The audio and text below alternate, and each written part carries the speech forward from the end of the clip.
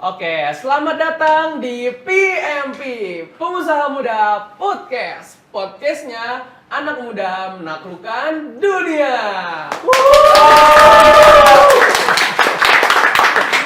Jadi guys, PMP ini adalah podcast yang dimana akan membahas tentang pengusaha nih yang usianya masih di usia muda, tetapi jenjang karirnya nih usahanya udah tinggi banget teman-teman. Nah, dan lagi PMP ini tentu saja mendatangkan orang-orang yang sangat proper, sangat keren di bidang-bidangnya teman-teman. Nah, kali ini ya kita didatangi oleh dua narasumber yang berbeda dari segi apa ya? Dari segi latar belakangnya. Nah, kita sambut yang pertama ada Priya Lingga Rucita SIKOM.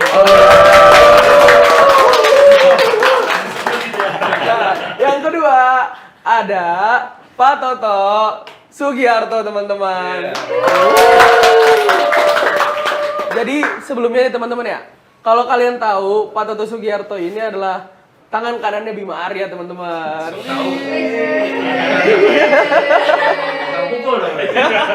Enggak gitu Pak. Nah, selamat datang Papa sama Pak Toto, apa kabar? Alhamdulillah baik. Jadi gimana Pak? Tadi datang ke sini macet gak? Enggak, saya pakai pesawat. Aduh, parkirnya di mana tuh Pak? Pak, dari sini ada parkiran itu nggak tahu. Oh iya lagi. Jadi ketahuan nih jadinya jenjang usia kita lumayan. Saya kelihatan. Tapi emang tadi saya lihat kok Pak Toto turun dari pesawat. Iya. Nggak tahu dari pesawat siapa tadi. Yang ini yang beneran, coba tanya. Ini dong. Tapi emang bener tadi ada Pak. Ada kan? Ada. Bukan pada hayal semua. Tapi Orang tuh dibenerin, bukan makin dijadiin. Nanti dibenerin. Gak mungkin lah naik pesawat. Naik mobil tadi kesini sampai parkir di depan. Papa naik apa Pak? Sama tadi juga naik ini Ferrari. Ferrari lagi ya. Lightning McQueen bukan? Lightning Oh McQueen. ini. Ciao. Oh yang warna merah yang di depan. Kebetulan hitam sih Pak. Soalnya yang merah tadi ngalangin jalan kan. Jadi nih Papa sama Pak Toto kesibukannya lagi apa nih sekarang nih? Mulai dari yang ini dulu dong. Pak Toto. Dari yang muda dulu lah. Oh, ya. Dari muda. Sudah. Ya udah saya. Karena dari muda saya dulu ada. Oke. Saya kan yang lebih muda. Aku. Silakan Pak. Dia masalah nggak mengakui dia muda. Kan saya bilang dari yang muda kan, saya nggak bilang dia. Dari yang muda dulu aja. Oke, saya kesibukannya ngajar sehari-hari. Terusnya juga aktif juga di punya usaha lah kira-kira. Sama kayak bapak bos sebelah saya nih. Saya banyak belajar dari beliau lah kira-kira gitu. Balik tuh, sini banyak belajar dari beliau. Terus juga jadi seorang profesional, jadi government relations consultant di salah satu perusahaan tambang di Indonesia, kira-kira gitu. Keren banget. Biasa ya. Alhamdulillah. Alhamdulillah. Kira-kira. Kalau gitu. Papa apa sibukannya Pak? Yang tua sekarang ya. Oh iya. Jangan, Pak. Kita kan, aduh mau bilang sumuran salah ya kan. Ya kita nggak beda jauh kok. Saya 17 tahun ini, Pak Toto 18 Ya, tahun ini. betul, setuju. Berarti kayaknya saya yang tua ya, saya 20 sekarang. Benar. Aduh. Kelihatan teman-teman juga bisa menilai di sini. Dari pakaian aja udah kelihatan. 80s banget ya. Kan dimasukin sendiri loh. Aduh. Ini dibuka. Kita aja menolak Ini ini ya. dibuka tuh jaketnya. Biar nggak Ini kelihatan. biar formal seolah-olah formal aja. So formal aja. Iya. Tapi kebetulan baju kita sama nih kayaknya. Emang ya. Warnanya, celananya. Nggak, saya bingung samanya dari mana. Enggak, celananya. Oh, celana. Celananya stylenya mirip Tadi nih. kamu bilang bajunya. Iya, Ada salah. rekamannya loh. Ralat, Pak. Rekamannya. Iya, Kamu bilang ralat, bajunya. Pak. Saya Ralat. bingung kamu. Kenapa kamu bilang sama? Jelas-jelas beda warnanya. Mirip, Pak. Oh, Aduh. mirip. Kita boleh lanjut lagi kayak tadi ya. Oh Kesibukannya iya, ya. kesibukannya. Bapak apa? Terima kasih. Kesibukan sih alhamdulillah sekarang lagi kerja di salah satu brand skincare baby. Yang bergerak di bidangnya berarti ada skincare, hand lotion dan lain-lainnya lah gitu. As a event eksekutif, karena kan kebetulan emang dari pengalamannya aku, ini kameranya mana yang udah? Ini. Ini Oh, apa? semuanya oke. Ya, saya nggak bawa HP lagi Pak, Mas. Makasih Pak. Ya, kebetulan dari awal memang 2018 tuh waktu itu udah mulai terjun ke dunia event. Dan alhamdulillah ternyata di Bogor ini, di kota hujan tercinta, ada nih yang perlu posisi event eksekutif itu. Di mana Pak awalnya? 2018 itu dari awal tuh. Di mana Pak awalnya? 2018 banget tuh. Nah, ini udah mulai bahas ke ini ya, udah mulai bukan perkenalan nih kita. Udah nggak apa-apa. Enggak apa. Ngalir, kita kan benar-benar ngalir aja Pak. Gimana host ya? Oh, iya, Ngalir siap. aja Pak. Kita ikuti gimana Ransel. Iya. Jadi Ransel. 2018 itu waktu itu saya pernah punya mimpi. Mimpinya adalah bukan kentut Enggak, ya. bukan Tadi udah Pak. kaget saya. Bukan. Dari Bukan, sini. masih. Mimpi saya tuh waktu itu emang yang lu kok pengen kerja tapi nggak mau jadi bawahan orang lain gitu. Dulu tuh kayak gitu mimpinya. Pengennya pemimpin nih. Iya, karena ya sudah bisa apa ya disebutnya? Bisa menilai lah gitu. Oh, ini orang pantas untuk menjadi pemimpinku atau tuh kurang pantas gitu atau gimana ya, biasalah subjektif gitu kan. 2018 tuh awal-awal banget kita tuh ngurusin salah satu event musik lah gitu. Kita tuh berarti aku dan teman-temanku pada waktu itu ya, event musik di Jakarta. Aku nggak bisa nyebutin ya karena takutnya jadi iklan gitu. Pokoknya salah satu artis namanya artis dari Jakarta itu sendiri. Lo bisa dikaji lah mereka tuh. Tapi Pak buat nyari pasti kan kalau acara gitu kan butuh sponsor ya. Betul. Dan butuh orang-orang penting lah untuk menjalani si event ini Pak ya. Itu Papa tuh cara berkomunikasinya dari dapat channelnya juga nih buat dapat kayak si bandnya atau nyari sponsornya. Itu cara biar komunikasi ini gimana Pak? Papa kan selagi itu masih anggota lah ibarat kata ya Pak ya. Itu cara ini gimana Pak? Kalau pada tahun 2018 tuh masih susah, kita harus nyari database. Cari database-nya gimana? Kalau sekarang kan enak ya, tinggal business inquiries cek di IG, ada di bio-nya gitu. Nah kalau dulu belum kayak gitu. Kita yang emang beneran cari, kita berangkat ke Jakarta gitu.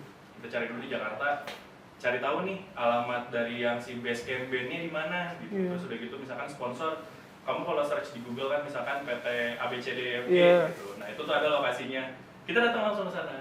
Datang bermodalkan apa? Yang pertama harus bisa outfit dulu. Pasti modal outfit. Yang kedua kepercayaan diri. Yang ketiga lapis talas khas Bogor. Waktu itu tuh. Pokoknya Selalu tentengan tuh ya. Ke Jakarta, ke Depok, Tangerang, kita sponsor bawa itu. Pokoknya. Nah, bawa proposal di situ. Kita datang tanya di sini yang bisa kita bahas buat ke arah partnership gimana ya gitu, untuk sponsorship gimana ya. Nah, biasanya 3-4 kali itu ditolak dulu. 3-4 kali ditolak, nah udah mulai yang kelima baru tuh kita di reach out, di reach balik lah. Kak, dari kampus ini ya gitu, atau enggak Kak dari event organizer ini ya, iya ini kita udah pelajarin si proposalnya, boleh nggak kalau kita diskusi lagi lebih lanjut, biasanya gitu. Tapi kalau misalkan memang ternyata nggak di reach ya, antara belum rezeki atau kamu harus datang untuk kelima kalinya, biasanya kayak gitu. Itu kalau untuk sponsor ya. Kalau untuk yang si band, karena mungkin ya gestar kayak gitu kan mereka juga perlu uang. Karena kan kita kalau bikin kegiatan pasti bayar mereka dong. Ah. Jadi mereka lebih responsif biasanya. Nah, kalau misalkan buat yang kayak band, kayak gitu-gitu, tadi kan balas ke mangku kepentingan berarti ya, stakeholder-nya siapa. Stakeholder-nya siapa. Rata-rata sih kalau untuk yang si sponsor, mereka udah punya ininya sendiri. Apa ya disebutnya? Bukan SOP, standarnya mereka lah. Nanti ditanya tuh, event kamu estimasi audiensnya berapa?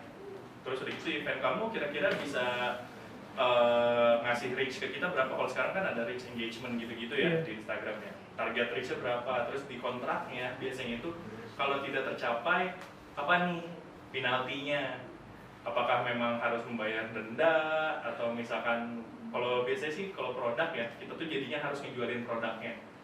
Dulu sempet lah salah satu brand madu yang kayak gitu. Jadi dia nge-supportnya ngasih produk untuk dijual. Terus kalau nggak sampai ke goalsnya dia kita ini wajib buat ngejualin produk-produknya dia. Tapi pernah Pak ada yang nggak terjual gitu? Oh, kalau ditanya pernah sering. Sering sih kebetulan. Dulu ya namanya kita belum tahu celah mungkin ya. Masih belajar juga, masih Sering baru-baru. kok dulu tuh sampai aku tuh beli ini yang gabus itu loh Pak, tau nggak? Iya. Gabus yang putih diisi es batu. Iya. Oh iya. Punya pack full box, iya. bukan full box gitu ya. Nggak cool banget tuh. Jadi isinya tuh produknya tuh. Produk si salah satu brand madu itu kita jualin. Masalahnya harganya itu satunya 7.000. Siapa sih orang yang mau beli minuman harganya 7.000? Pada Untuk tahun syukuran? 2018 itu loh. Ukuran gimana Pak? Paling 300 mili lah. Oh 300 ml. Jadi ketahuan nanti brandnya yang mana. 300 mili lah kurang lebih. Oh. Itu tuh bener-bener yang pada akhirnya ya udah minta tolong ke tetangga buat beli, tolong ke saudara buat beli, orang rumah. Terus sampai pernah ada momen di mana waktu itu polisi itu lagi pada nilang. Ini lucu nih dulu waktu itu pas kuliah, polisi lagi pada nilang. Daerah mana Pak? Jakarta. Daerah Jakarta. Oh, Di daerah dekat inilah, Salemba, Paseban situ. Oh iya. Lagi pada nilang Pak. Kita dari kampus ini kebetulan kita ada target dari sponsor buat jual kayak gini, bisa nggak Pak bantu? Katanya. Ya udah, pada akhirnya dia beli. Ya alhamdulillah, kelihatannya sih duitnya halal ya, alhamdulillah. Maaf ya, nggak apa kan? Ya itu diborong dan itu Iya. sering kali terjadi waktu itu. Terus setelah dibeli ya alhamdulillah gitu, jadi bisa tercapai ke targetnya. Karena kan namanya kita kepentingannya ya beda-beda ya. Sponsor itu kan pasti nyarinya ke awareness atau ke Iya. selling. Koreksi saya Pak Iya. kalau salah ya. Ke awareness, ke selling, terus benefitnya apa lagi nih? Gitu. Karena jujur ya, sponsor itu pasti punya pikiran, lah lu baru pada bikin acara, lu bisa ngasih apa sih ke gua? Sedangkan gua brand gede nih. Gitu. Berarti Bapak tuh jatuhnya saat memulai si acara ini, Bapak tuh berarti berusaha untuk jadi seorang adaptif Pak? Iya dong, wajib. Adaptif. Wajib itu dulu aku diajarin sama Pak Toto juga harus cepat beradaptasi. Yang tadi sempat kita Iya, bahas di iya. luar ya. Pak Toto tuh pernah ngingetin aku pada tahun 2020 atau 2021 Pak waktu itu JKPID. 2021 tuh waktu itu Pak Toto bilang, sebelum kalian mau mimpin orang lain, kalian harus bisa untuk mimpin diri sendiri. Nah itu jadi pecutan buat Linggar sampai sekarang.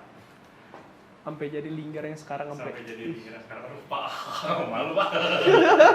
Sebentar emang kita kenalan ya. Baru Pak Linggar. Baru Jadi- kenal soalnya. Jadi guys,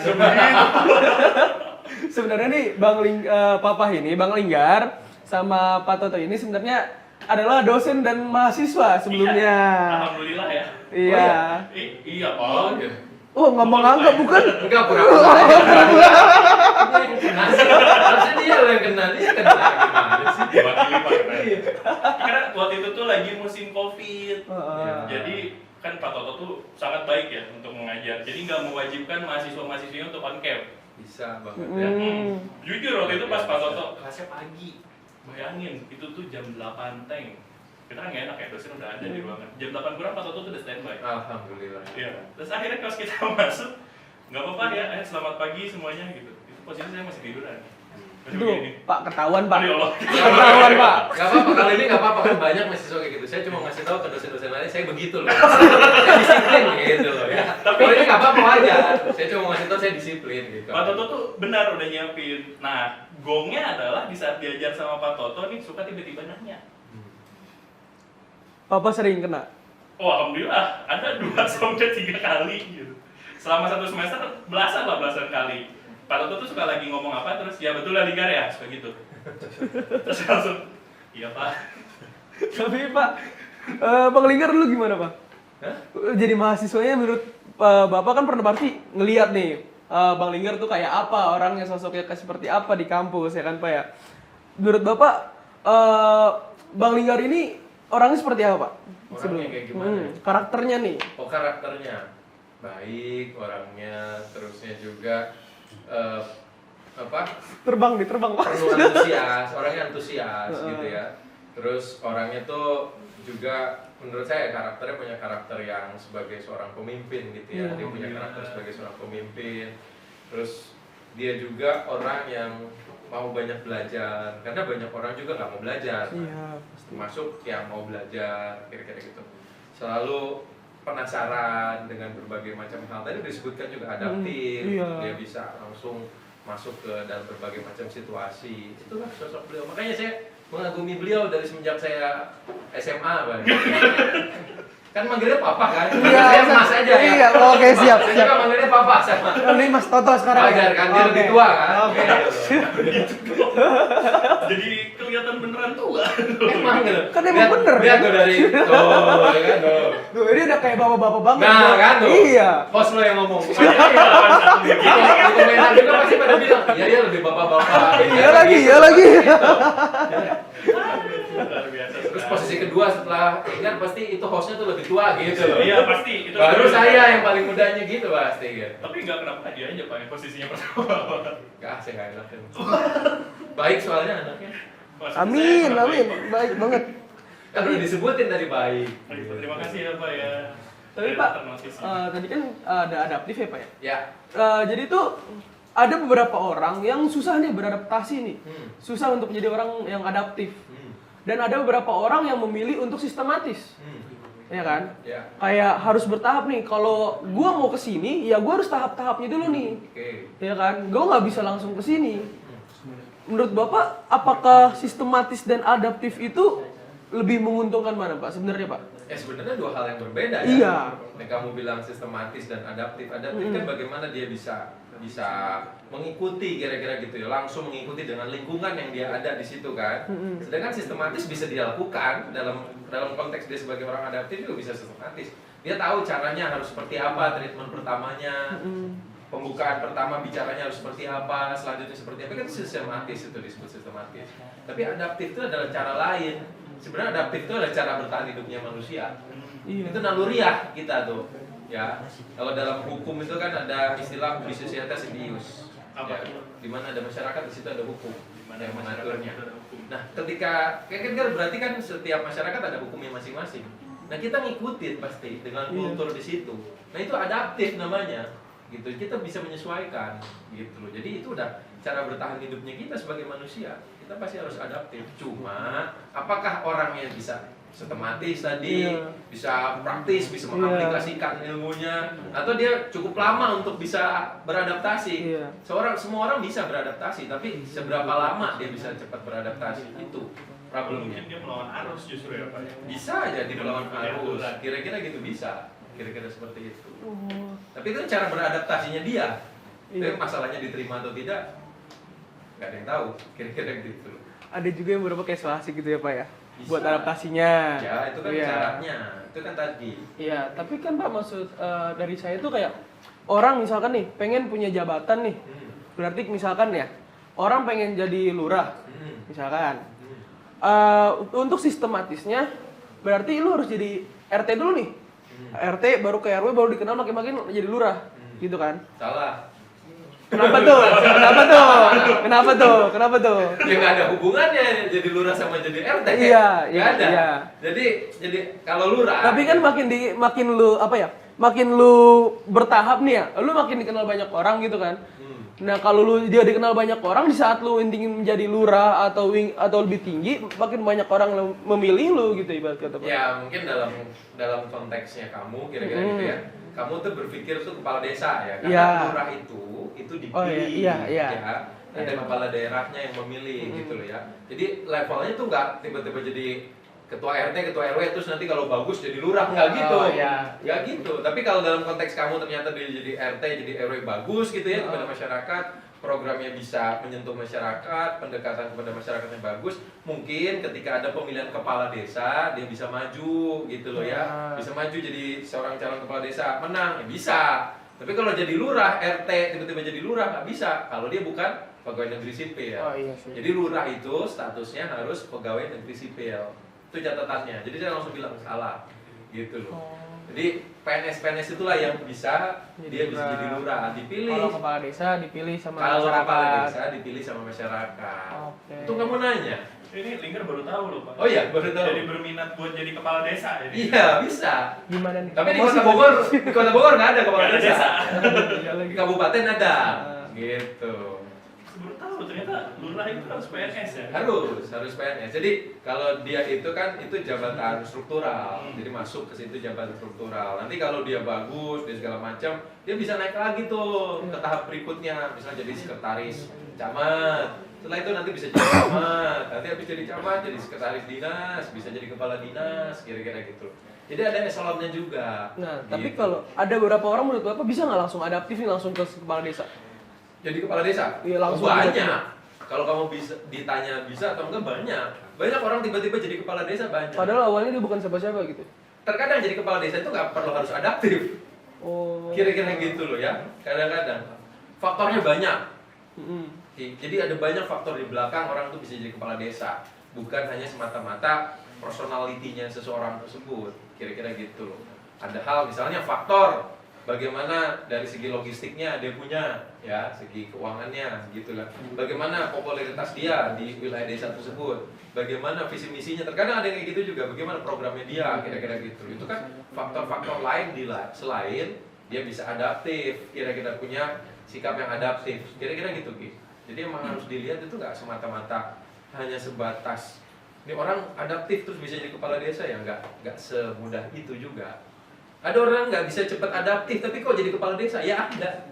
Tadi ada faktor lain yang bisa mendukung itu. Inggar pun kalau ditanya bisa nggak jadi kepala desa, bisa. Cari aja desanya di mana, gitu loh. Kamu pilih. Kabupaten berarti tapi ya Pak. Ya di kabupaten masih ada, kira-kira gitu loh. Kamu di situ berkarya gitu ya, punya program, kamu pengen melakukan pemberdayaan. Ketika ada pencalonan kamu maju terus dipilih sama masyarakat, ya kamu jadi kepala desa. Kira-kira gitu loh. Tapi kalau KTP-nya kota bisa Pak. Ya kamu pindah lah. Lebih dari Mau dulu berarti. nggak mau sih. Idealnya memang harus warga desa tersebut. Iya. Supaya apa? Dia bisa memberdayakan wilayah desa tersebut. Kalau kita bukan orang situ terus memberdayakan, kan kayak ada sesuatu nih, maksudnya apa? Kira-kira gitu loh kan. Oke, Tanya. besok kita pindah ke desa langsung ya Pak ya. Kabupaten gitu Pak. Ya itu terserah. Masing-masing haknya masing-masing. Tapi jadi nyambung ke kepala desa ya keren juga ya, Pak. Bagus. Keren. Ini kan kalau stakeholder, kalau dalam konteks stakeholder, ada urusannya sama pemerintah soalnya. Iya. Ya kalau kita ngomongin stakeholder relations itu ada hubungan dengan konteks pemerintah. Kenapa? Pemerintah itu selalu akan terlibat dalam konteks tadi stakeholder relations. Kenapa? Karena dia selaku regulator. Ini harus diketahui ya. Pemerintah itu regulator. Dia yang bisa memberikan direct terkait dengan aturan-aturannya. Misalnya kalau usaha A mau buat di lokasi A, kan dia tahu nih harus ngikutin aturan yang dibuat oleh pemerintah. Maka mau tidak mau si pengusaha tersebut itu menjadikan pemerintah itu sebagai stakeholdernya dia. Tapi jujur ya itu Pak. Iya, nggak mungkin. Kamu buat perusahaan, buat PT, emang kamu tiba-tiba gitu jadi nama PT-nya. Kalau kamu buat sendiri nama PT-nya, kan abal-abal. Kamu harus daftarin dulu, harus ngurus izinnya dulu. Kan urusannya sama tadi stakeholder, ya kan?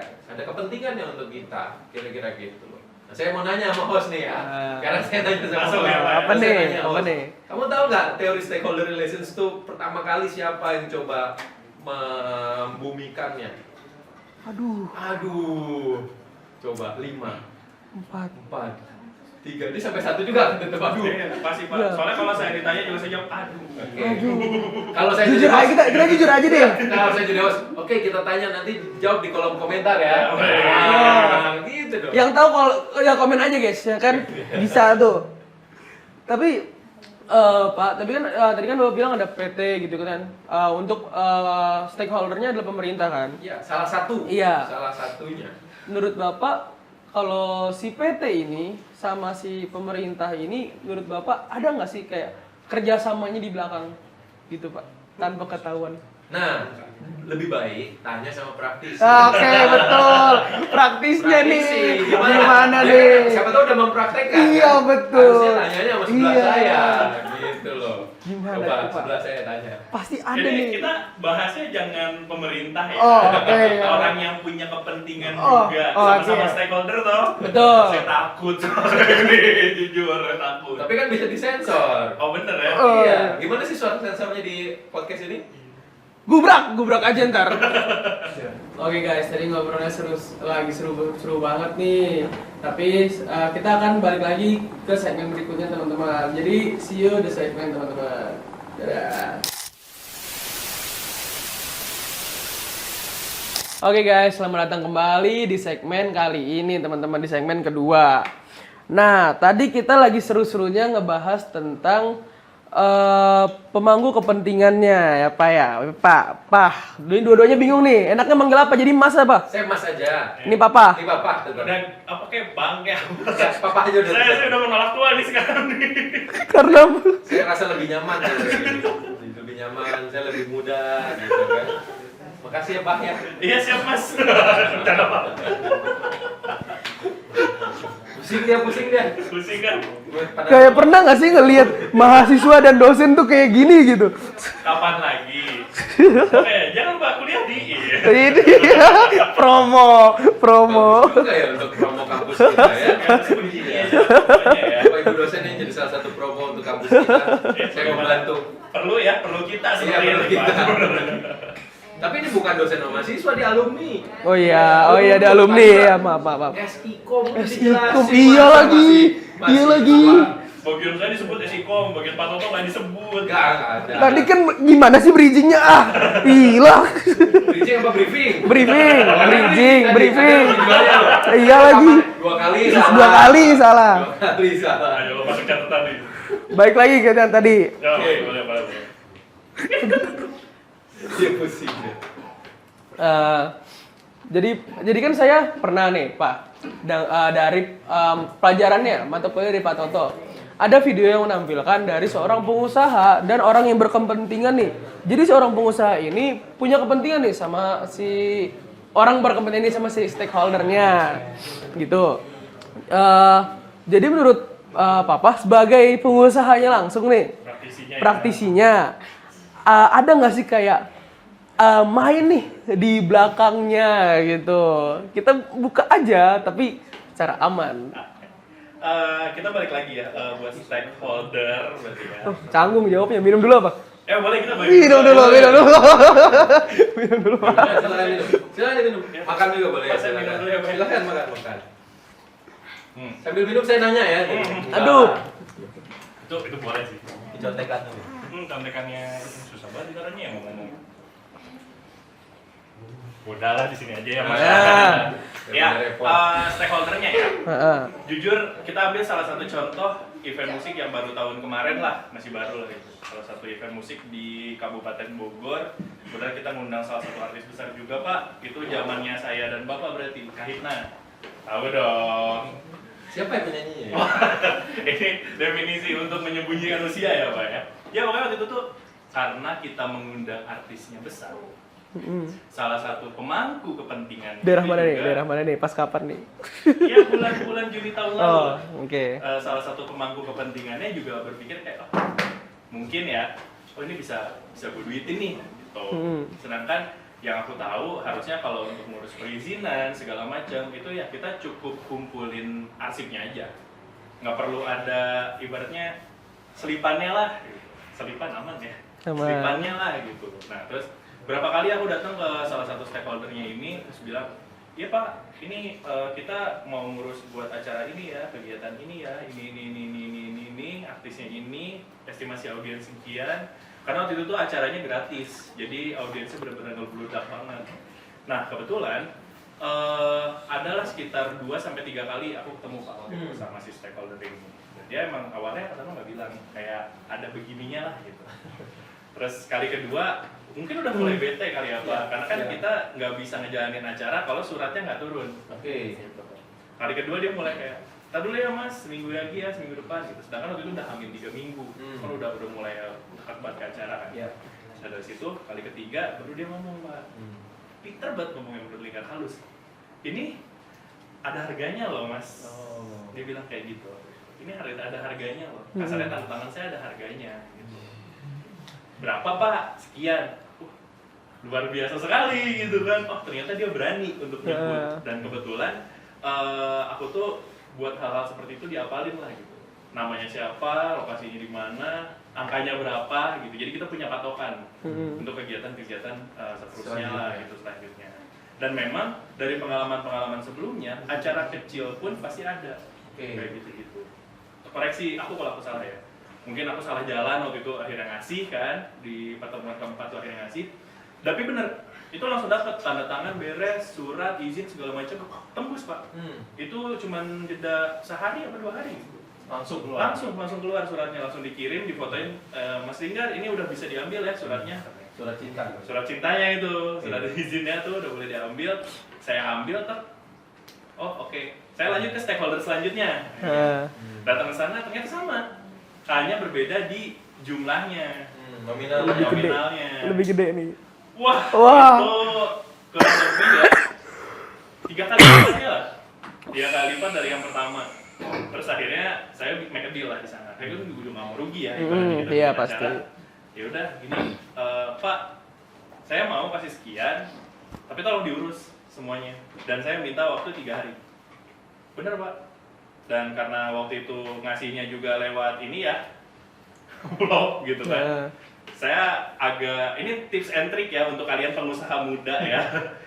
Kasihnya jangan sesuai dari dealnya, karena kan kita tidak tertulis di dalam hitam di atas putih, Iya. kan? Nggak di atas hitam di atas putih gitu. Jadi ibaratnya meskipun kalian melanggar peraturan, ya kita juga harus cari aman gitu. Toh dia juga ibaratnya zaman sekarang apa disebutnya Pak? Pungli ya? Pungli gitu. Itu kalau dari aku gitu kan. Itu benar-benar dari yang terkecil sampai terbesar itu tuh ada gitu. Aku nggak ngebocorin lokasinya di mana Iya, ya. iya.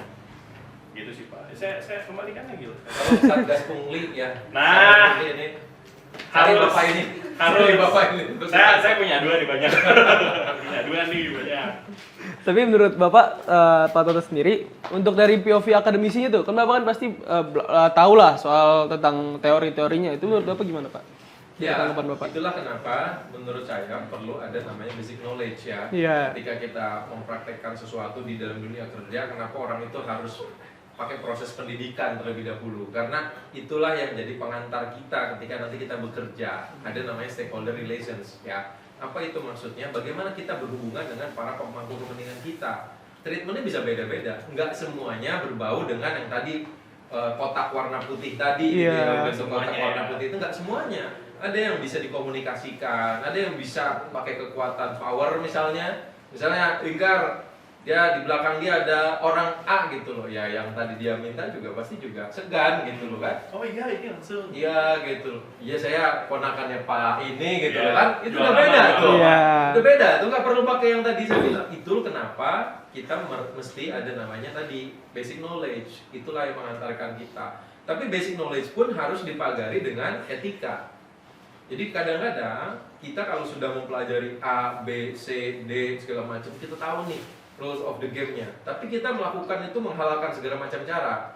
Nah itu udah berarti kita keluar dari etikanya itu sendiri. Jadi memang yang menjadi pagar dalam dunia pendidikan itu adalah etika. Makanya kenapa selalu ada mata kuliah namanya etika dimanapun itu. Kira-kira gitu. Kalau masa Etika tuh penting sih. Pasti ada. Waktu saya belajar hukum ada etika hukum, kira-kira gitu. Di komunikasi pasti ada etikanya, kira-kira.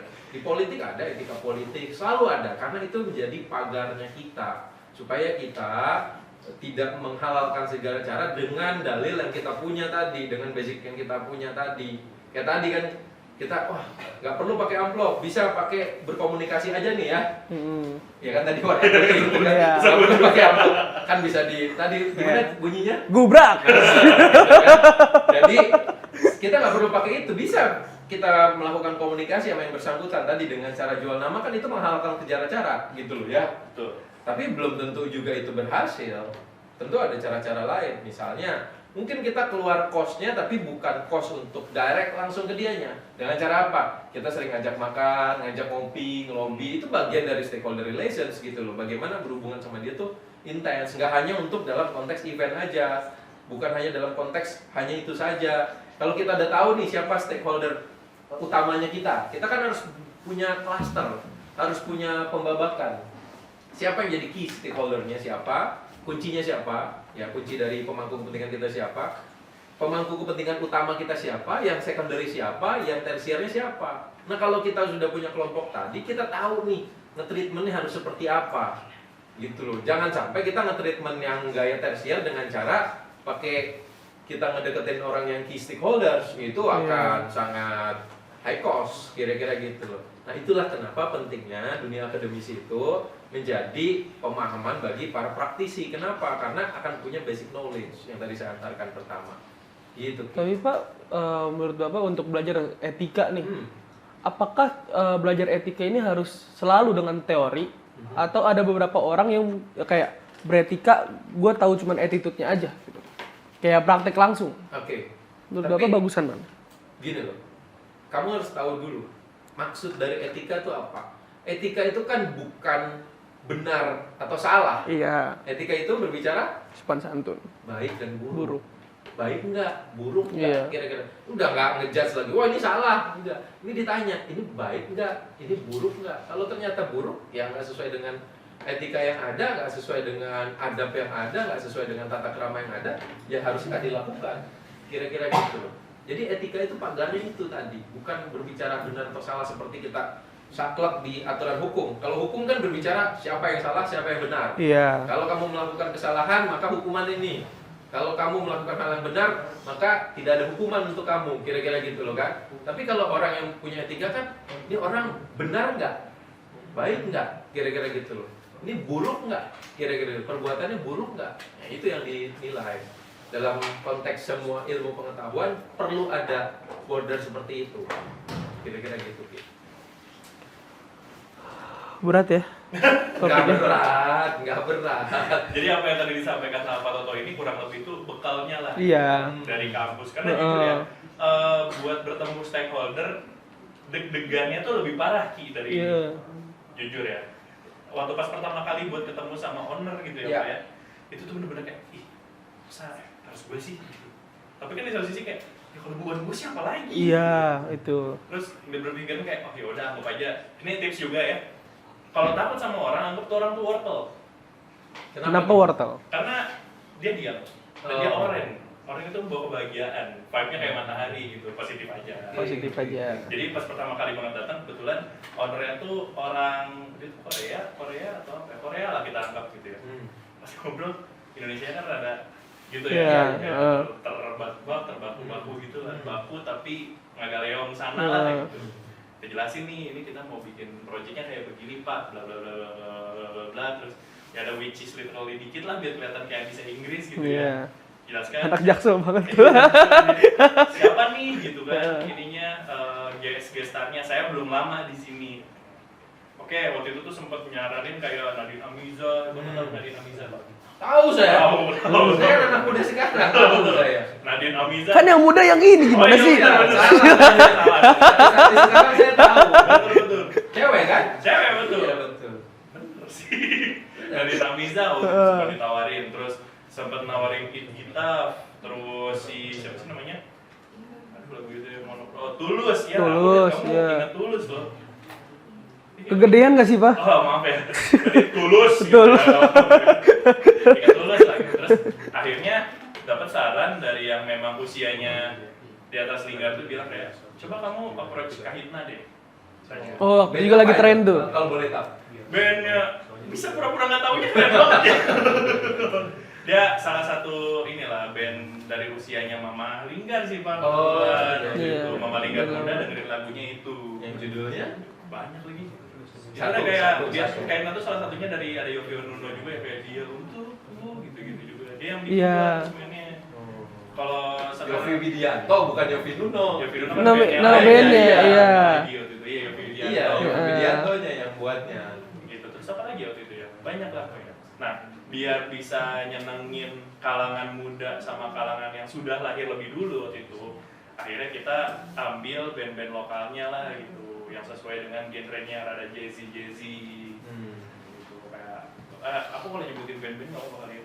Boleh. Kayak Band apa? kalau dari band kampus kan ada Monroe. Iya. Oh, saya tahu itu. Tahu ya Pak ya? Keren. Ya, Monroe bagus. Mahasiswa Bapak juga di situ. Iya, keren. Monroe waktu itu yang saya undang, terus ada Dusty Rusty waktu itu. Undang juga, Pak? Diundang juga waktu itu. Dan memang jadinya rame banget karena ditambahkan kita acaranya free ticketing, jadi benar-benar semua beludak. Kurang lebih ada berapa ya total tuh? 6 ribuan lah total. Wow. 6 ribuan. Ya, tepuk tangan untuk tim saya sudah mempercayakan IO saya lah gitu. Free itu ya? Free Pak. Free cuma kalau tahun sekarang nggak tahu tukar tempat saya. Iya. Waktu itu emang free, emang gratis. Cuman emang targetnya kejar tayangnya itu sih kalau itu urutannya. Balik lagi ke tadi stakeholder ya. Setelah negosiasi yang di awal, itu saya nggak langsung diterima. Oke. Beneran langsung kayak, oh iya nanti kita bicarakan lagi. Sedangkan waktu tetap Terus running. iya, terus Nah iya. terus let's say lah anggap salah satu manajernya itu bilang kayak, bro tetap langsung cari aja buat vendor segala macam. Jadi kita tuh ngejalanin acaranya yang belum dapet deal gitu loh. Kita belum stay kontak juga belum gitu. Terus setelah udah dicari vendor segala macam, oke proses lagi lah kita melakukan pendekatan secara sesuai dengan etikanya kita lah gitu. Malam om, bagaimana blablabla. Ini dari pihak gestarnya udah mulai bahas nih gitu, udah mulai nanya mau DP kapan, kayak gitu kan nyambung nih. Kita dia mau ngelok tanggal juga. Dari situ juga udah mulai vendor-vendor nanya, vendor lighting lah, musik dan lain-lainnya. Ini mau gimana Pak? Baru laporan lagi ke si stakeholder yang utama kita nih di tempat ini. Setelah negosiasi yang lumayan alot lah. Alotnya tuh bukan alot lama ya, tapi alot di satu hari itu tapi full gitu dari pagi sampai sore. Dari situ juga baru mulai kayak, ya udah oke, kita DP dulu ya gitu. Awalnya mau DP dulu gitu. Tiba-tiba udah full payment, langsung bingung juga tuh. Kita kan kadang pusing ya Pak kalau misalkan gak ada uang. Ternyata lebih pusing lagi kalau uangnya ada tapi bingung mau kita apain Pak. Itu sampai sekitar 0,5 M lah waktu itu tuh. Buat ininya buat bayaran artis, terus buat ke vendor-vendor kayak diem. Kalau sekarang diem. Itu Bapak diumur berapa? Apa? Diumur berapa itu? Apa kemarin? Tahun kemarin. 38 ya? Terus dia nanya umur tadi bukan Iya sih. Dia nanya di umur berapa? 38 ya? 38. 38 gitu. Apakah nih kamu? Saya tahun kemarin 24 Pak kebetulan. Oh iya. Enggak sih, tadi dia nanya umur berapa. Iya. Bapak nggak ngejawab. Iya Pak, 38 usia siapa ya Pak? Bapak tadi bilang itu tahun kemarin. Jadi saya jawab Kok kayaknya nggak nyampe, kayaknya lebih deh Pak dari 38 Pak. berapa? Menurut saya 50 ada sih. Saya jalan nggak gini loh. Oh berarti 50 nggak sampai begitu loh Pak. Enggak, belum ya. Iya, belum. Tapi enggak, kalau saya setengahnya Pak. Tapi dia pemahaman terkait dengan stakeholdernya bagus. Kalau kita lihat ya, kita lihat pemahaman stakeholder. Tapi kalau ini saya boleh nggak nanya sama dia? Boleh. Boleh. Kamu bisa mengklasifikasikan nggak siapa menjadi stakeholder utamanya kamu? Siapa yang menjadi stakeholder yang secondary-nya kamu, gitu ya? Siapa yang menjadi stakeholder kuncinya bagi usaha kamu? Saya pengen tahu. Oke. Kalau dari pengalaman yang si kegiatan ini Ya, yang ya, tahun ya. kemarin itu stakeholder utamanya itu dari si ownernya sih Pak. Ownernya. Owner salah satu mallnya lah kita sebut mall. Oh, ini di mall. Di mall. Oke. Lifestyle park sih Pak, tapi kita anggap itu mall. Di ya. Jakarta. Di Kabupaten Bogor.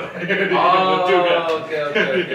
Terus. Ya, itu dia stakeholder utamanya. Oke. Terus untuk secondary stakeholder berarti kan bisa ke Gue stakeholder tahu nih. ini ya, apa sih daerah situ, misalkan kayak Pak RT, terus udah gitu buat kayak RW, bahkan sampai ke Karang Taruna juga tuh. Menurut saya itu salah satu stakeholder juga karena kita perlu bantuan dari mereka. Yang paling utama kan sudah di sini keramaian harus ada tanda Iya, mereka. pasti. Mereka jadi stakeholder kita dong. Iya. Terus udah gitu. Itu kelompok masyarakat. Kelompok berarti ya? masyarakat. Iya. Oke. Nah lalu untuk stakeholder kuncinya justru orang yang ngejembatanin saya Pak. Siapa itu? Kita boleh sebutlah namanya Pak Onof Pak. Sekarang dia jauh sih dari Kalimantan dia. Posisinya sebagai? Markom Manager, Marketing Communication Manager.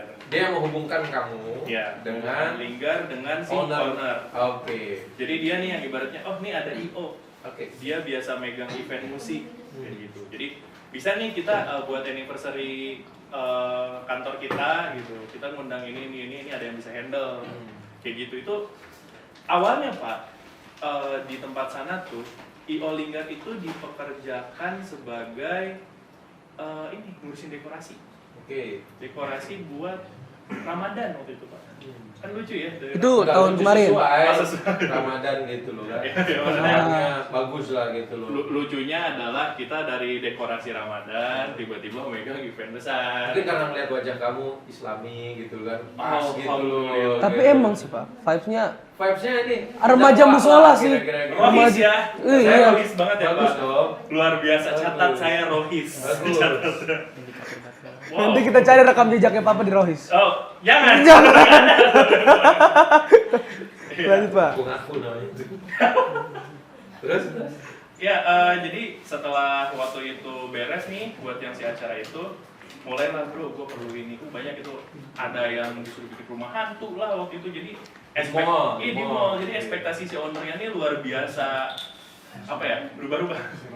Ya awalnya pengen ada rumah hantu, pengen ada penthouse, terus gitu pengen ada event ini. Itu ngomong ke kamu. Ngomongnya ke si key stakeholder Oh yang kuncinya. tadi. Oke. Ya. Dari situ, nah dia bisa sampaikan ke saya. Dari situ kamu udah bisa mapping. Ini bahwa ini orang yang penting bagi saya nih. Iya, udah jadi bisa aku harus mapping. menjaga hubungan sama dia dong. Iya. Karena kan Saat itu kamu udah bisa mapping. udah alhamdulillah Oke, Pak. good. Karena kan job aku dapat dari dia gitu kan, dan tim aku dapat juga dari dia. Jadi arahannya dari dia aku ikutinnya. Even though kata si owner kayak ini kurang cocok, tapi kan negosiasinya ya dia berjalan dua arah gitu loh Pak. Iya. Saya ke owner, sama si key-nya saya ini ke owner, begitu pun dari kita berdua. Ya, ini poin pentingnya itu adalah sebenarnya dia sudah bisa melakukan Iya. mapping stakeholder. Itu kan ada di dalam satu pembahasan kita ya, bagaimana Iya. kita bisa melakukan mapping. Kita tahu nih siapa yang memang orang berkepentingan bagi kita untuk kelangsungan organisasi, usaha kita, institusi kita, kira-kira gitu loh. Nah, kita perlu tuh melakukan hubungan dengan orang tersebut kalau kita sudah mapping. Sekarang pertanyaan saya berikutnya ya sebelum host lagi ya. Bentar dulu, Bagaimana Pak. dengan media? Nah, waktu itu tuh kebetulan ada dia tuh orang yang memang ngurusin buat iklan, terus apa advertisernya lah gitu, sama konten juga, jadi dia yang pegang. Ada namanya tuh Mas Irfan atau Mas Kamu siapa? taruh di mana? Di dalam tadi Lingkar taruhnya berarti di secondary Pak. secondary. Dia kurang lebih ada di atasnya sedikit dari si golongan masyarakat. Mendukung ya. Ya, gitu. mendukung, Oke. supporternya lah. Saya kembalikan ke host. Iya. Terima kasih ya Pak, saya mikir loh itu tadi. Terima kasih Pak. Ya, tadi seru banget tuh obrolannya. Tapi kita lanjut lagi di segmen ketiga, teman-teman. See you the next segment.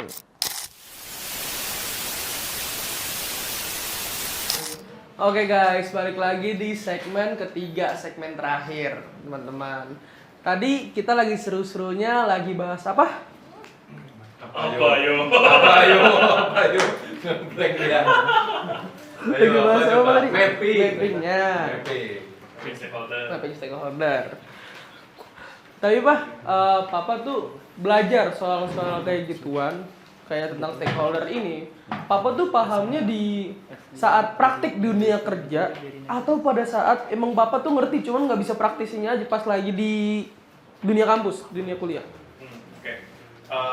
Aku nanti kasih contoh juga ya. Oke. Kalau sebenarnya buat belajar dari mana kita ambil di kampus aja dulu ya. Iya. Gitu. Karena emang dari dulu di SMA, di kampus aku yang sebelumnya, di kampus aku yang sekarang lulus, itu tuh emang tujuan aku tuh buat nyari nama tuh bener. Jadi emang, masuk sekolah ini, gua harus dapat nama nih di sini. Alhamdulillah SMA bisa dipercaya buat jadi ketua MPK waktu itu. Terus udah gitu di kampus yang sebelumnya dipercaya juga sebagai ketua angkatan. Terus akhirnya pas di masuk Unpad, tinggal jadi duta mahasiswa waktu itu Pak.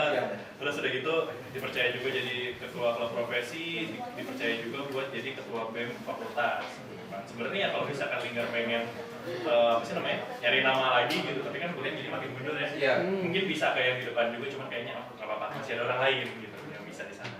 Nah dari situ tuh sebenarnya dari kuliah itu justru aku tuh belajarnya bukan dari dosen, tapi salah satu pengaruhnya dari dosen. Contoh, waktu pas awal banget aku jadi duta mahasiswa, itu tuh aku pertama kali buat ketemu sama dekan. Dari situ kita tahu, ini dekan. Ini salah satu stakeholder yang memang bisa, ibaratnya apa? Itu mah bener-bener stakeholder. Ya, bisa bantu lah gitu. Kalau kita punya kedekatan secara apa ya disebutnya? Kalau hati ke hati itu Emosional. Emosional, kedekatan ya. emosional biasanya lebih mudah lah gitu.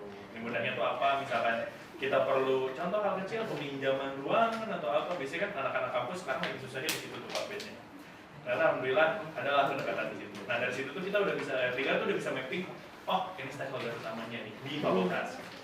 Nah terus key stakeholder-nya siapa nih gitu, yang bisa nyambungin aku ke dia. Aku tuh waktu itu ngambilnya jadinya salah satunya di salah satu wadiknya lah, wakil dekannya. Jadi emang wadiknya ini kan dia yang lebih fokus di bidang akademika dan kemahasiswaan, jadi enak kita buat bahasnya. Kita sebutlah dia Pak Muslim lah namanya. Oke. Beliau ini yang bantuin Linggar lah gitu buat kenal dunia fakultasnya seperti apa. Nah dari situ kebetulan juga di tahun 2021 itu dapat kesempatan dari Pak Toto. Alhamdulillah, makasih ya Pak Toto ya, buat jadi salah satu LO Assistant Officer di kegiatan Jaringan Kota Pusaka Indonesia yang kelima waktu itu ya, kongres yang kelima. Ya, Kongres yang kelima. Nah itu tuh pertama kali ketemu sama stakeholder dari seluruh Indonesia ya Pak? Ya, betul. Seluruh Indonesia. Kebetulan waktu itu Linggar dipercaya buat jadi LO dari Kepala Dinas Pariwisata dan Kebudayaan dari Sawalunto. Dan itu pertama kali banget ketemu sama ya orang penting dari pulau lain loh, itu sama Blunto, Sumatera gitu kan. Kita belum tahu budayanya gimana, kita belum First tahu. experience. Iya, first experience, dan memang emang bisa ya gitu ya kan. Karena waktu itu kita briefing nggak terlalu lama ya Pak. Betul. Cuman sekali online, sekali offline. Ya. Terus 2 hari kemudian, besoknya kita kumpul, besoknya lagi kita udah kegiatan. Yes, betul. Yang langsung menjemput kita, terus ngasih tahu kamar hotel, itu yang bener-bener dari nol. Kita nyiapin kuncinya, terus kita harus tinggalin nomor darurat dan lain-lainnya lah. Dan kegiatannya itu lumayan panjang. Itu ada yang buat di istana juga waktu itu. Ya. Itu juga pertama kali Linggar masuk ke Istana Bogor. Itu pertama kali. Kalau masuk ke pinggirnya oke, Iya. ini masuk ke Ke Istana dalamnya. Bogor loh. Heeh. Kapan lagi gitu kan. Itu dari situ tuh udah mulai tahu, oh ini ya caranya buat nge-treat stakeholder tuh seperti ini gitu. Kita nggak boleh terlihat kalau kita tuh nggak mampu. Kita harus terlihat kalau kita tuh capable gitu. Jangan pernah buang muka kalau dia lagi ngobrol, terus jangan pernah gak bisa Pak gitu.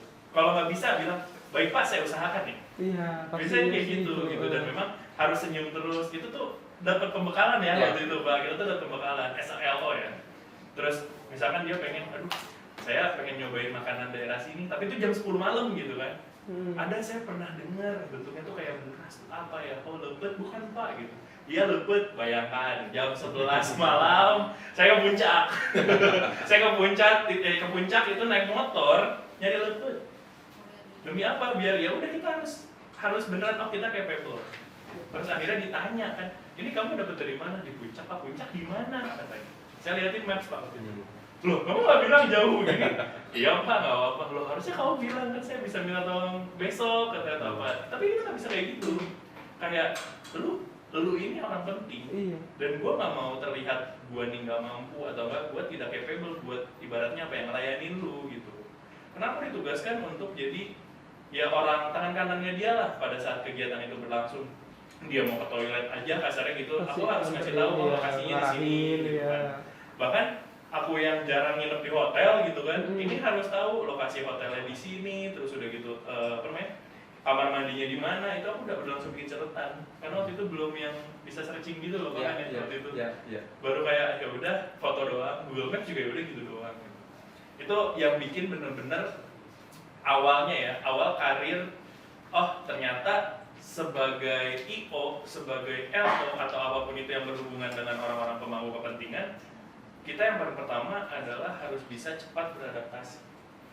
Kita harus tahu usianya berapa, meskipun dari kelihatannya aja gitu kan, kita harus tahu tutur kata kita yang harus baik itu seperti apa sih, etikanya gimana, sopan santunnya itu gimana sih. Dan ya kebetulan memang dari pembekalan juga sempat kan dari Mas Toto, betul. dari Mas Toto juga waktu itu dia jelasin gitu Terima kayak, kasih. iya Pak, terima kasih juga Pak Mas. Mas Toto. Dia jelasin beliau ini kayak gak usah takut, gak usah apa, kita sama-sama manusia gitu. Dan kalau kalian udah bisa mimpin dari kalian pasti bisa mimpin orang lain. Kalian fokus sama diri kalian. Itu harus ingat juga, itu deodoran, parfum, sabun muka itu standby semua di tas pinggang. Jadi setiap ketemu dipanggil apa ya harus kelihatan fresh dan wangi. Wajib itu benar sih, itu pengalaman yang luar biasa sih Pak. Ya. Tapi Pak, berarti Papa tuh sebenarnya ya belajar soal stakeholder ini dapatnya tuh dari di luar kelas, bener? Iya kan? Iya, Secara nggak jujur langsung. iya, jujur iya. Tapi jatuhnya itu jadi kayak walaupun first experience gitu kan, pengalaman pertama. Jadi jatuhnya kayak ya udah mau nggak mau gue ya karena gue itu begitu. Iya, karena kita nggak bisa lari. Iya nggak bisa lari dari gituan kan. Iya. Menurut Bapak sendiri Pak, apa ya untuk belajar secara teori, sedangkan tapi banyak sekarang yang belajar doang teorinya doang tapi nggak ada praktiknya Pak, itu kurang sih Pak menurut saya. Ya, Tapi ya. menurut Bapak gimana Pak? Ya saya setuju. Jadi memang dalam konteks dunia akademis, menurut saya memang dalam kondisi saat ini itu harus punya relevansi yang cukup kuat bagaimana kondisi dunia kerja ya dalam kondisi nyata dengan bagaimana teori itu yang ada gitu. Jangan sampai ini dua hal yang bertabrakan atau malah nggak saling berhubungan kira-kira gitu.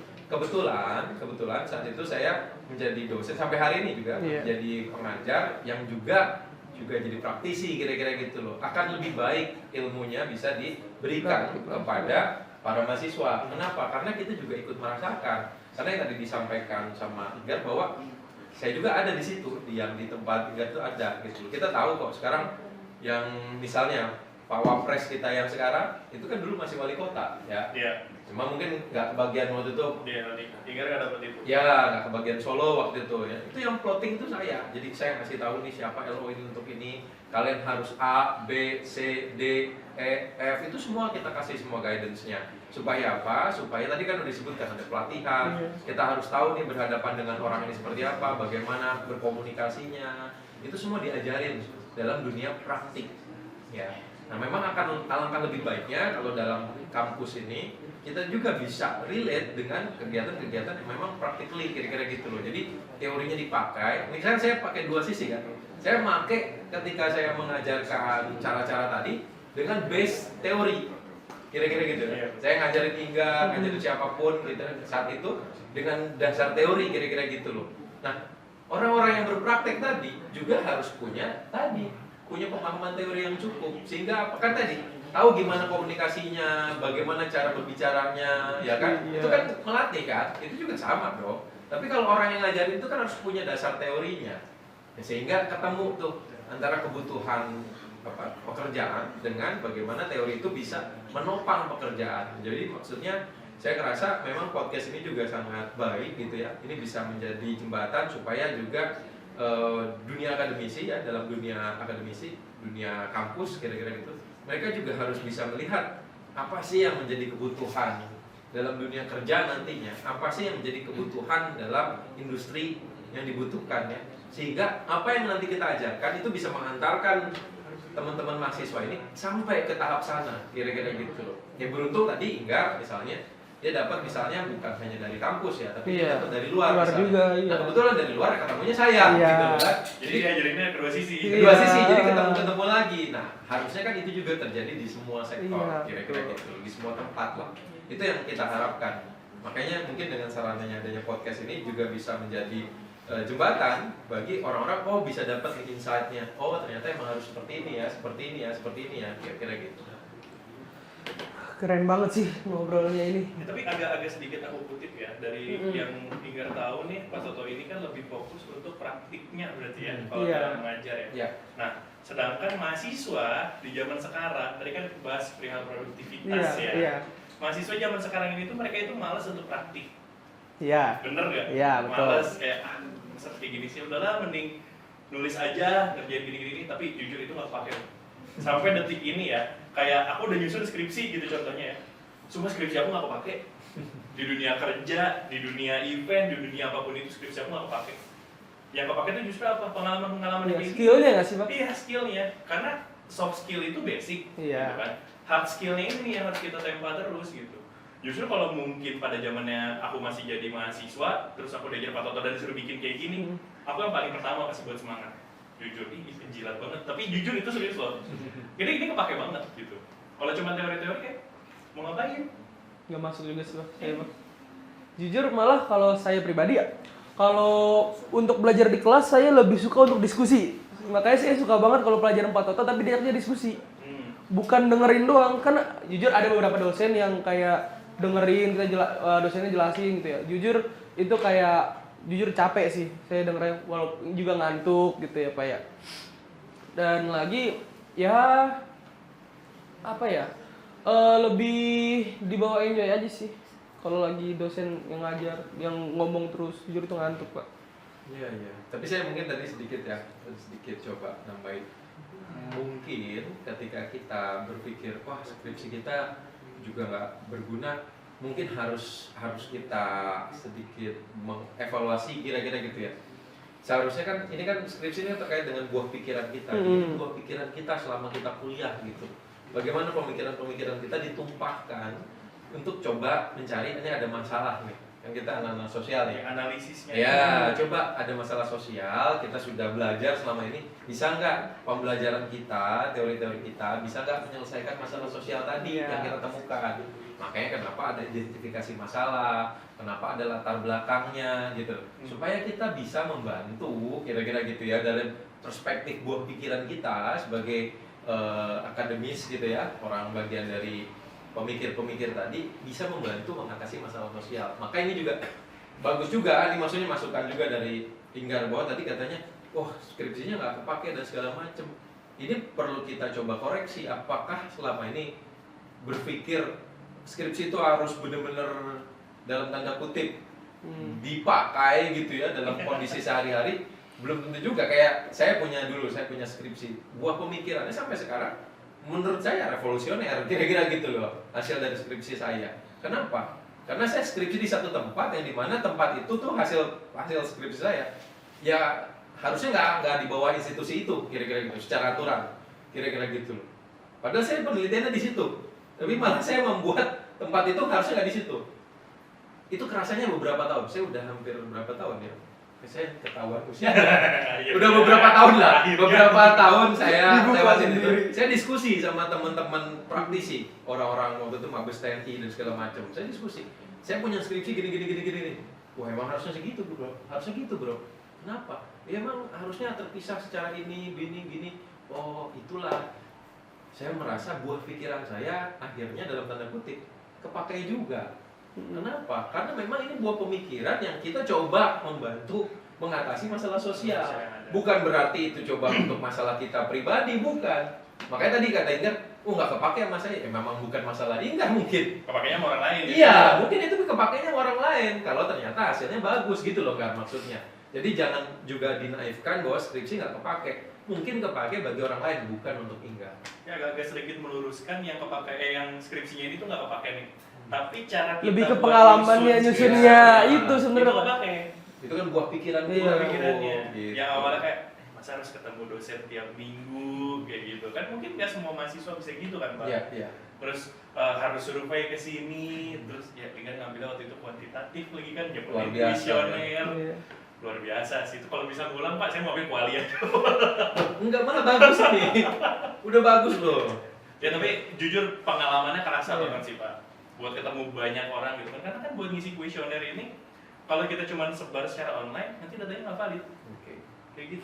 Sebenarnya bisa ngulang lagi kok, lanjut S2. Iya, Bapak mau sponsorin saya? Lanjut S2 di kampus yang nanti ada di komen ya. Iya, saya tunggu nomornya ada di sini nih. Silakan undang saya siap kok untuk S2. Kalau beasiswa. Jadi guys, ini seru banget ngobrol-ngobrol tentang stakeholdernya, dan kebetulan juga emang paham banget nih, ya kan? Dari segi pengalaman Bapak, Pak Toto dan Papa, Bang Linggar.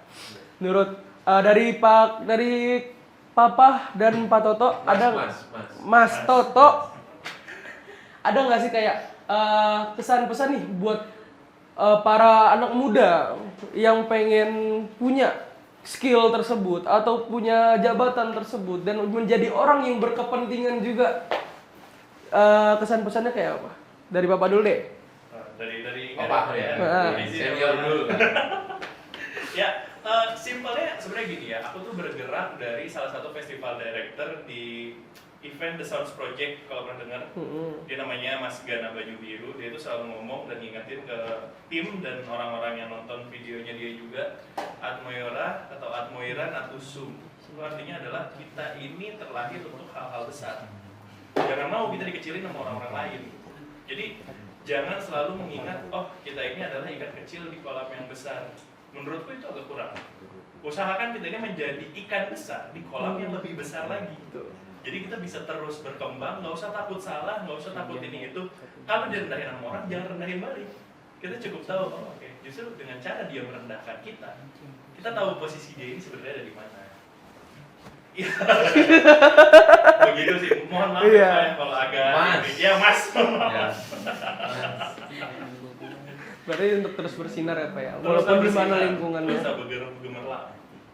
Gemerlap. Gemerlap apa itu?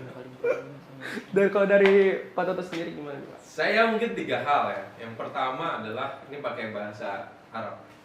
Kan tadi kan pertanyaan kamu, apa sih pesan-pesannya untuk anak muda supaya nanti mereka masuk ke tahap-tahap tadi. Pakai bahasa Arab, Iqra, baca. Itu yang selama ini nggak pernah dilakukan, mungkin jarang dilakukan sama banyak orang. Sekarang sudah tertinggal. Baca itu banyak hal yang harus dilakukan. Yang kedua, pesan saya adalah berpikir. Setelah kita baca, mikir. Pakai akal kita, pakai otak kita, gitu loh. Yang ketiga, bergerak, bertindak. Itu 3 pesan yang saya ingin sampaikan sama anak-anak muda. Jadi yang pertama, baca dulu supaya kita punya dasar pengetahuan, supaya pikiran kita tuh keisi gitu loh. Berikutnya kalau udah keisi, berpikir, dipakai untuk berpikir. Otak kita tuh dikasih untuk digunakan gitu loh. Ya, yang ketiga, setelah kita udah berpikir, ya bergerak. Nggak bisa kita cuma diam aja terus tiba-tiba dapat jabatan, terus tiba-tiba jadi orang penting. Nggak bisa, bos. Keren kalau Jadi gitu. harus dilakukan, ya bertindak, bergerak. Akhirnya apa ya? Nanti apapun keinginan yang yang nanti akan kita dapatkan bisa terwujud satu persatu. Gitu. Itu 3 pesan itu aja. Singkat. Luar biasa sekali Mas. Bisa aja Bapak. Ya, kita udah nyampe di ujung acara. Terima kasih kepada Papa Ya, Mas Inggar. Mas Lim ikut-ikutan. Kasih ya Pak ya. Makasih juga Pak Toto ya udah Mas Toto yang Mas. udah nyempetin waktunya datang ke sini. Maaf kalau ada salah-salah kata. Banyak tadi. Aduh, Ada sih tadi. maaf banget kalau waktunya juga sedikit ngaret, walaupun banyak ngaretnya. Nah, kita juga terima kasih kepada host kesayangan kita Ya, Pak, Mas terima Riki. kasih. Terima kasih banyak. Tapi Dari ikutan undang. masih. Sama dari kelas apa ini Pak? Kelas apa? Humas 5. Humas 5, terima kasih Humas 5 sudah mengundang. Mas 5 keren semuanya. Oke guys, terima kasih udah mau nonton podcast kita PMP kali ini. Balik lagi di next video. See you the next video teman-teman. Dadah.